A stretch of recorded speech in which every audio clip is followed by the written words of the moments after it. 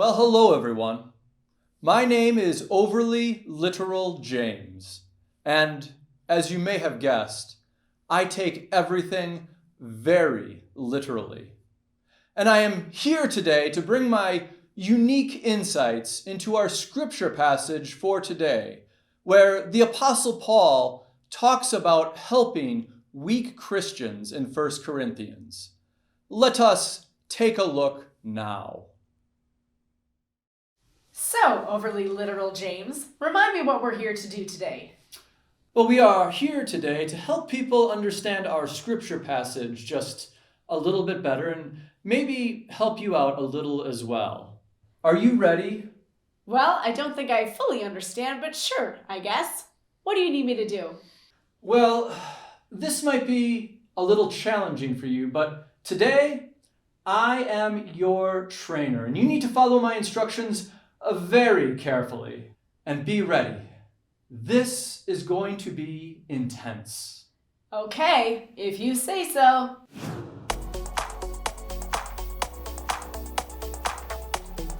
Your pace is insufficient for achieving our goals. You must go faster. Faster! I am expressing my displeasure with your effort as a way to motivate you. 998, 999, 1,000. You're halfway there. Keep going. You must fully extend your arms for this to be effective. Please have your brain communicate with your muscles and have them comply. Okay, time out. Before I do one more thing, you are going to need to explain to me why I'm doing this. I told you. We are doing this because of our scripture passage for today. Okay, well, what is our scripture passage? It's from 1 Corinthians chapter 8, where the Apostle Paul encourages us to think about and help weak Christians. Is there a problem? So, you're saying that I'm weak? I mean, looking at your muscle mass, I would imagine that your max on the bench press is maybe 70 pounds or so. Is that about right? So, yes, I would say that is pretty weak. And so that's why you have me working out, to make me literally stronger?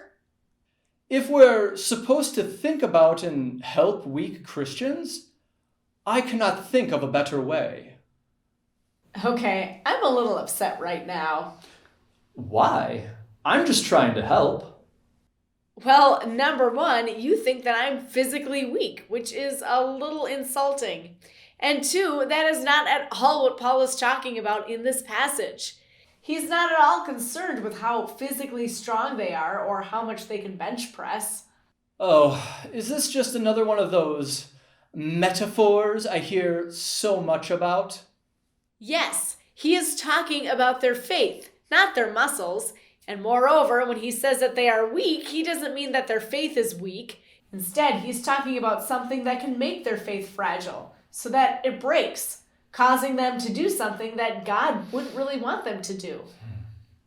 Metaphors are challenging for me. Can you give me an example to help me understand? Okay, so maybe you have a friend that whenever he watches a certain show or plays a certain game, he gets too worked up and ends up getting into trouble. So he decides that he just should not watch those kinds of shows or play those kinds of games at all. Okay. But when he came over to your house and you watched that show or played that game while he was there because it's not a problem for you, that could cause him to do something that he doesn't really want to do. Okay. I think I understand. We are supposed to think about other people, and we should avoid doing things that make it harder for them to obey Jesus, even if it isn't a problem for us.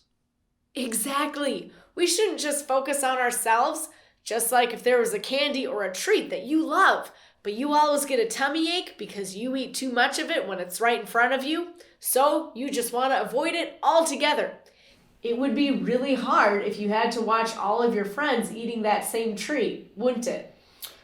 So the lesson is to be considerate of others so that all of us can do a better job obeying Jesus. Exactly. I think you've got it. But there's one more thing. What's that? So you think that I'm physically weak, right? I'm getting the feeling that I should not answer that question honestly. Well, I want to see how much those scrawny arms of yours can bench press. Fair is fair. And I hope this helps you all to understand our scripture passage just a little bit better. Goodbye, everyone.